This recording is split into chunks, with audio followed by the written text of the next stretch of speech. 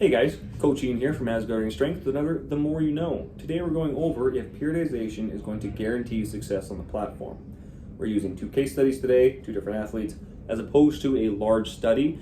You might think this might be a disadvantage, but because Olympic weightlifting is a technical, individualized, niche sport, the case study is going to tell us more than a large group study done on just general people. Also, it's very hard to find a lot of these motherfuckers to really even do this with, because these guys are also at the national level.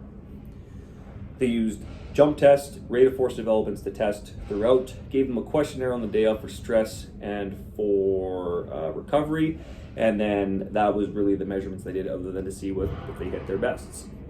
Now, did this work? Did their plan work? They did 28 weeks, first up to 12 weeks they did general training, and then from 12 weeks to game day they did more specific prep.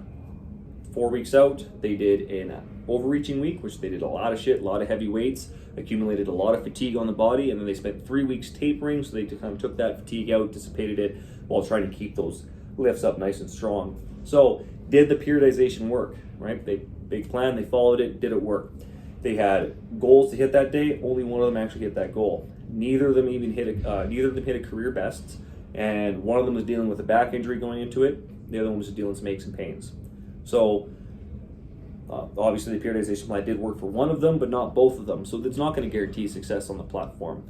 Dealing with injuries going into it, that's always going to fuck with you. So not getting injured through the process is almost important as just following the fucking process in itself.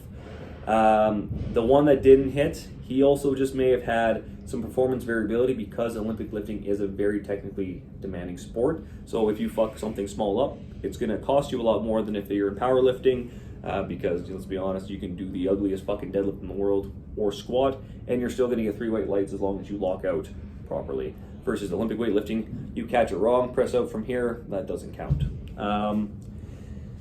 The other issue here is they may have not done as good as they could have because they had a 3-week long taper as opposed to, let's say, like a 2-week long taper. It may have been so long that they started to see some muscle loss or loss in fitness. So yeah, maybe a little bit shorter would have yielded better results on the day of. The other thing is that they only used like 2 types of tests throughout the process, and their rate of force development are jump tests. So yeah, they have something to do with Olympic weightlifting, but there probably should have been more for testing. That way they may have been able to change stuff that could have yielded a better result on the day of too. Other than that though, what this just tells us is it may work. Your plan may work, but if you get hurt, that's probably going to fuck it up. And if you're mentally not strong enough for your competition, so maybe not enough practice competing or anything like that, not good with stress in front of people, stuff like that, that can also throw you off too and cause you bad performance. So in summary, yes, following the plan's important. They both, one of them hit the goal that they had in mind, but that's not going to guarantee anything, guys. So make sure that you are practicing how you're going to compete. Maybe get some more practice competing before you try, have your year where you try and go as far as you can. And yeah, stay injury free, guys, because I think that's what fucked that one person pretty good in that. That's me giving you what it's about on periodization and whether it works. All right, guys, happy lifting.